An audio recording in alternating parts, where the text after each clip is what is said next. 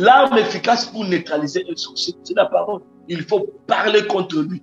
Parler contre ses œuvres. Parler. Parler. Parler avec foi. Parler avec efficacité.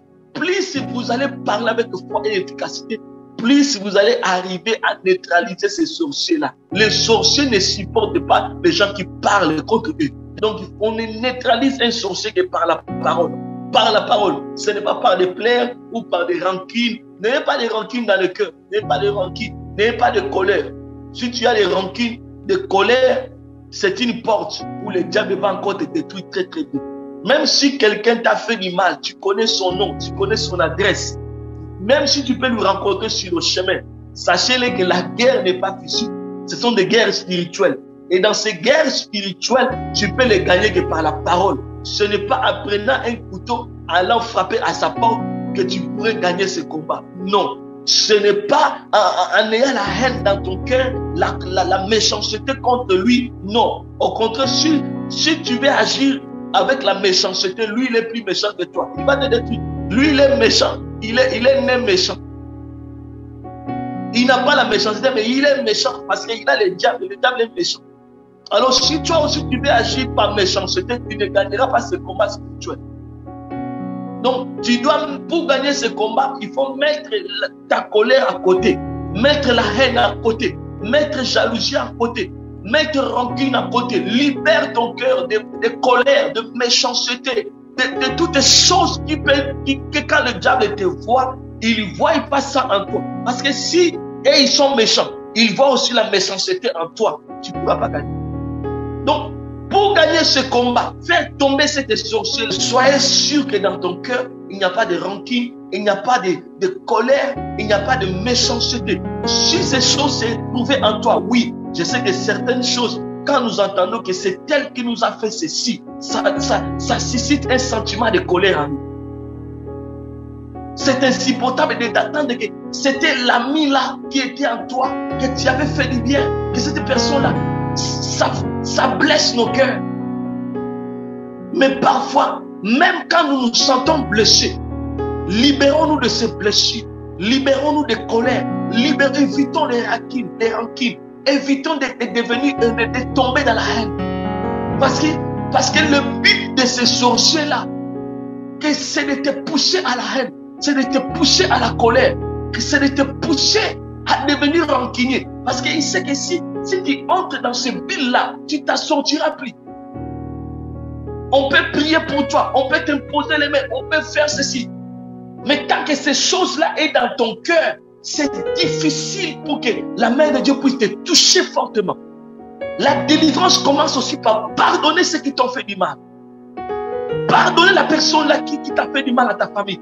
Pardonne la personne qui t'a fait du mal à tes enfants. Pardonne la personne qui a fait du mal à ta santé. Pardonne-le. Jésus a dit sur la croix, Père, pardonne-les, car ils ne savent pas ce qu'ils font. Oui, même si certains, dans ces cas-là, certains, Jésus dit, ils ne savent pas ce qu'ils font parce qu'ils ne savaient pas qu'ils étaient en face de la personne qui était venue mourir pour eux, pour leur salut. Mais dans notre situation, nous ne pouvons pas dire qu'ils ne savent pas ce qu'ils font. Certains sorciers savent ce qu'ils font. Parce que ce sont des plans prémédités. Ils méditent ça. Il dit qu'aujourd'hui, je vais me transformer en un serpent. Je vais aller manger un tel. Je vais mettre ceci. Je vais détruire ceci. C'est prémédité dans la journée. Et la nuit, il sort volontairement. Avec toute sa conscience. Il prend un épée. Il vient à ta porte. Cherchant à entrer en toi pour détruire ta vie. Mais même si dans telle situation, ils le font consciemment, nous ne devons pas avoir la haine ni la colère. Si tu es dans ce terrain-là, avant que nous prions aujourd'hui, sors déjà. Sors déjà. Parce qu'aujourd'hui, là, tu dois être délivré. Tu dois être libéré. Tu dois être affranchi. Et si il y avait de rancune dans le cœur, fais-le sortir. Fais sortir le rancune. Fais sortir le colère. Guéris ton cœur. Guéris ton cœur de rancune. Guéris ton cœur de méchanceté. Guéris ton cœur de ceux qui font du mal à toi. Ceux qui font du mal à ta famille. Moi, je connais certaines personnes Je connais certaines personnes par l'air, non. Je connais que c'est elle qui veut mon malheur. Mais je n'ai pas de haine envers eux. Mais je prie contre eux. Parce que ma prière est contre leurs œuvres. C'est leurs œuvres qui sont mauvaises. Nous combattons leurs œuvres. Parce que nous ne voulons pas être victimes de leur sorcellerie. Et nous ne pouvons pas se laisser pour devenir les victimes de leur sorcellerie. Si ils ont fait le choix d'être sorciers, ils peuvent toujours rester sorciers. Oui, mais moi, je ne peux pas être leur victime.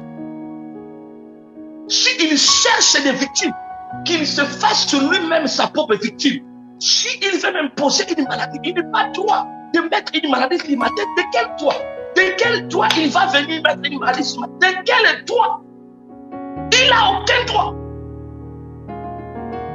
De quel droit il venait déposer une chose dans ma maison? De quel droit? Je ne lui donne pas ses droits. Je ne lui donnerai pas ses droits. Et quand ça arrive, quand il veut venir chier à ma maison, je vais me lever. Mais s'il fait les caca dans sa propre maison, je ne suis pas là. Je ne suis pas là. S'il veut s'envoûter lui-même dans sa maison, je ne suis pas là. Mais s'il veut venir envoûter ma maison, là, je vais lui montrer que ici, c'est un territoire privé. Tu ne peux pas entrer ici, c'est illégal ce que tu fais, c'est illégal. Et je vais me lever contre lui. Parce que nous combattons dans la légalité. Nous combattons en réclamant nos droits. Que des sorciers, certaines personnes, veulent nous priver de nos droits.